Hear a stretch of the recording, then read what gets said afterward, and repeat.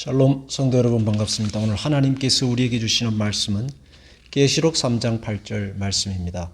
볼지어다 내가 내 앞에 열린 문을 두었으되 능히 닫을 사람이 없으리라. 내가 내 행위를 아노니 내가 작은 능력을 가지고서도 내 말을 지키며 내 이름을 배반하지 아니하였도다. 아멘. 하나님께서 인간에게 주신 가장 큰 능력 중 하나는 생각하는 능력, 상상력입니다. 인류 역사 초기의 인간을 생각해 보십시오. 그들은 겨우 걷고 뛰며 음식물을 섭취해서 살았습니다. 조금 시간이 지나 더 빨리 달리고 싶은 욕구가 생길 때 나귀를 타고 다녔겠죠. 그러다가 자동차를 만들고 지금은 비행기에 잠수함을 우주선까지 만들고 있습니다. 이 모든 것들은 인간의 생각하는 능력, 상상력의 결과물들입니다.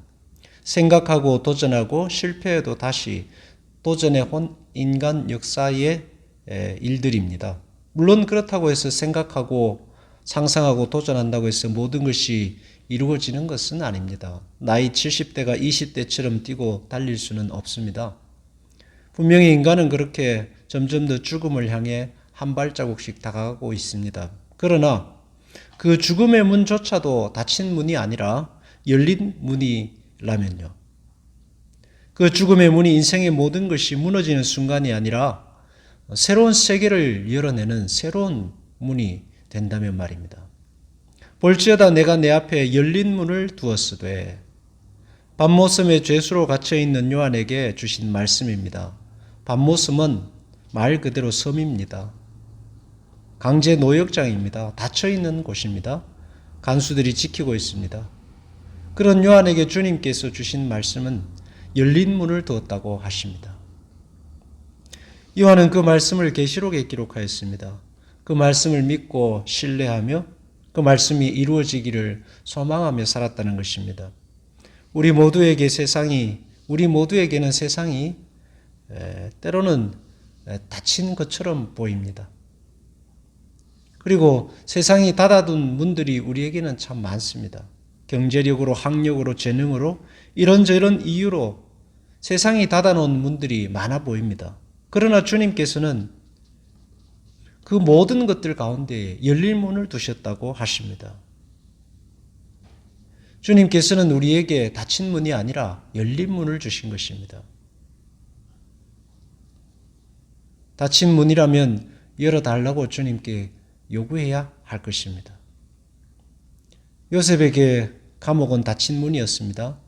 그러나 하나님께서 그 문을 열어내셨습니다. 이스라엘에게 애굽은 닫힌 문이었습니다. 그러나 하나님께서 그 문을 부수시고 열어내셨습니다. 능히 닫을 사람이 없으리라.